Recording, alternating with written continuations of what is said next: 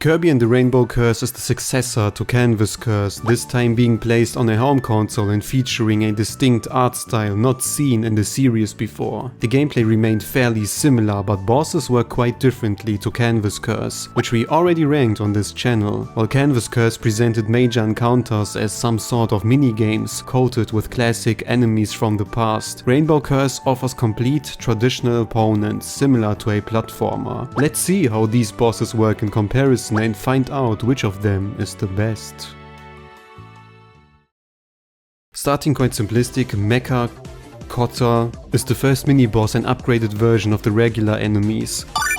Targeting different parts of his mechanical body, you're slowly destroying each component until the energy runs out and your foe loses. In fact, this battle is so simplistic it doesn't even present a health bar, but a good tutorial for a more elaborated opponent. I'm never a fan of health bars for bosses as they distract from your foe and only rarely make sense, if not properly contextualized. Visual cues as to how much damage the boss has taken is always more interesting, and I wish all the following adversaries would have followed this trend as well.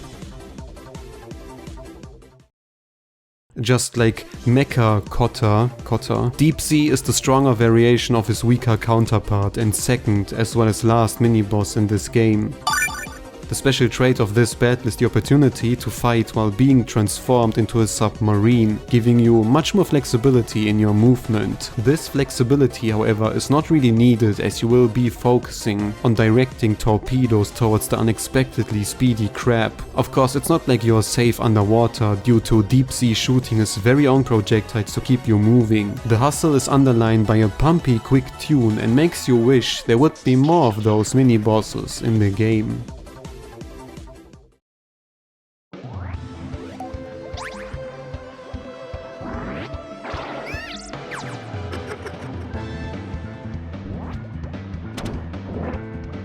The Clayton is the last proper boss before the final and appears just like his colleagues twice throughout the game.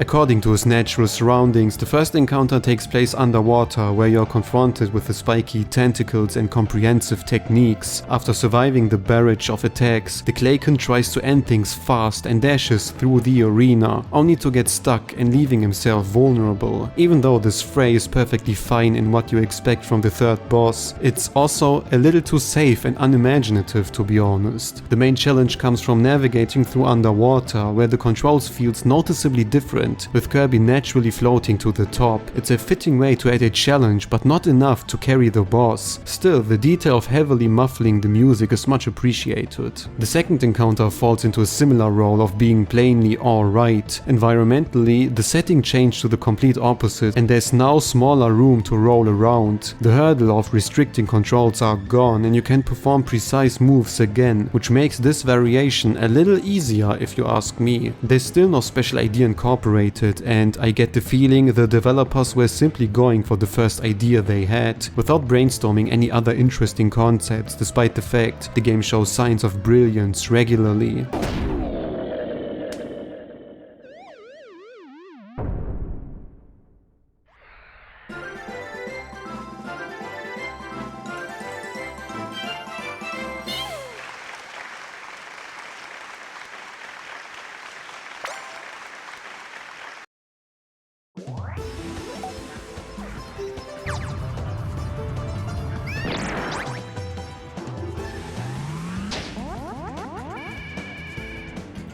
After the obligatory Whispy fight, it's time for the first proper original boss of the Rainbow Curse, with Hulagoon resembling some kind of ancient circular monstrosity. These boss names. Initially, he comes across as a little too small and unintimidating, but as the battle continues, so does his growth, and he nearly covers the whole battleground at the peak of the clash. Using the boss's volume to increase the difficulty naturally while you trained his skills before is such a clever way to add challenge and boost the boss's presence at the same time. The weak parts, his brown armor, is very obvious, and dangerous lasers have to be dodged while moving around your foe. Normally, Kirby bosses feature unfortunately currently only one boss theme throughout every regular encounter, and although Rainbow Curse is not so different in that regard, it at least mixes the music up in order to fit to the setting. The reason why Hulagoon is not any higher on this ranking is the second fight, which takes place underwater. And this is sadly everything there is. The manipulated controls might increase the challenge in combination with the water flow, but the basic boss is basically untouched and completely the same. Only changing the controls and nothing else is very lazy. And regarding how the game already reuses their main bosses, it's even more unfortunate concerning how promising the first encounter started.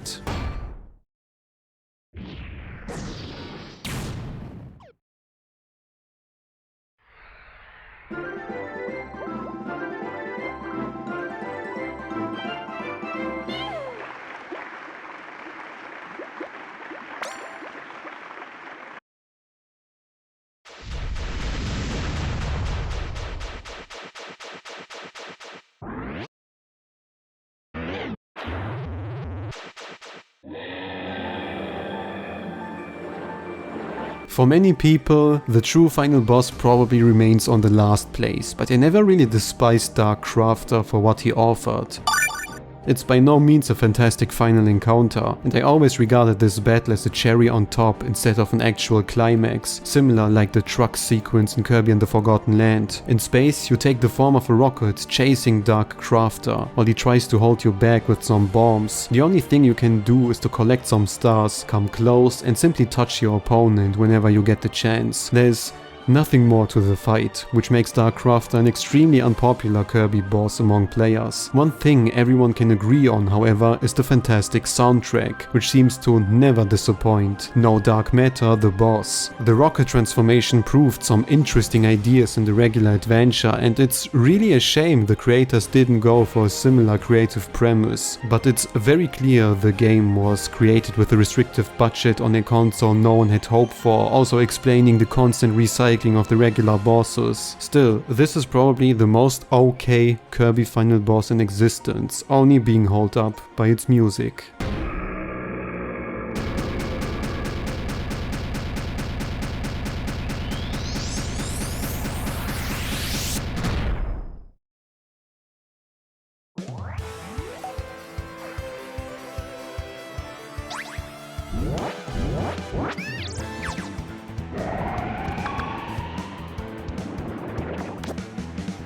I demand applause as Whispy climbed his way up to the second place instead of being relegated to the introduction of a ranking.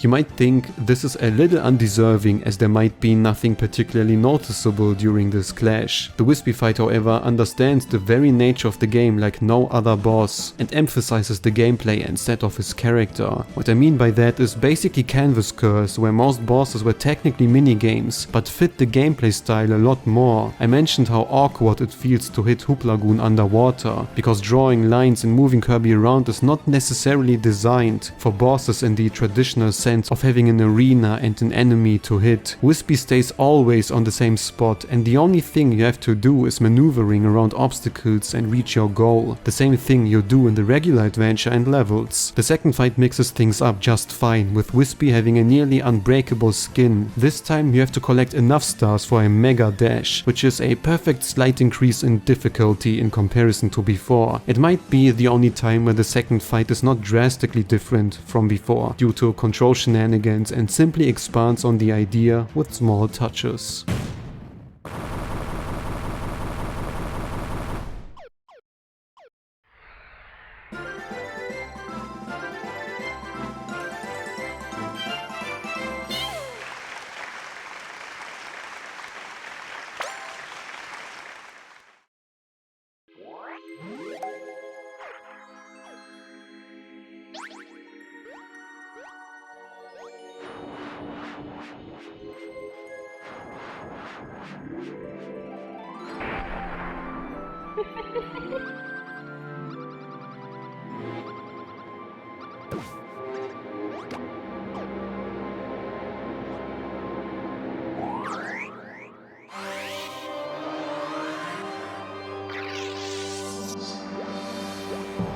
At the end of the adventure, the mysterious hands reveal themselves to belong to Glacier, Aline's former friend and master of claymation.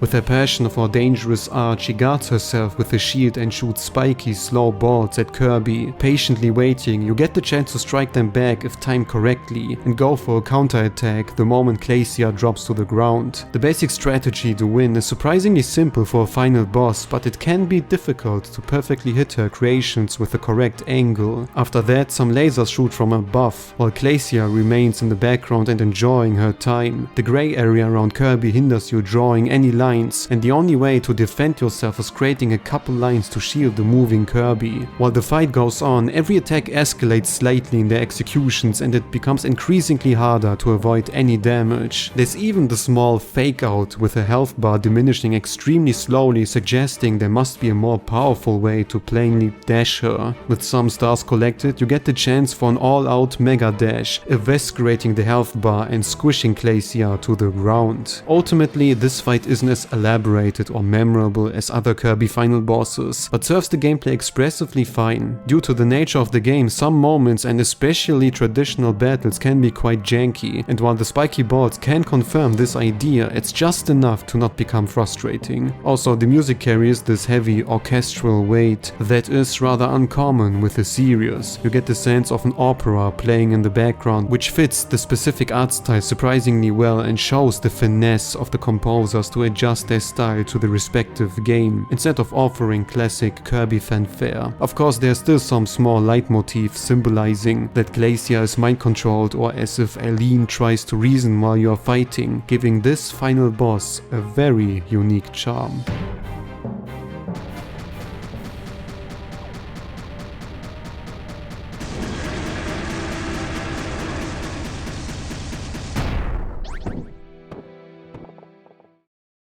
As you can see, Rainbow Curse's bosses mainly suffer from the limited budget, development time, or whatever intern factor was holding them back. The idea of recycling bosses a second time with additional upgrades can work theoretically, but is generally underutilized. It doesn't help that there are only 3 of them, not counting the final. But ultimately, I'm glad the game did go for a different path and was not trying to copy Canvas Curse completely.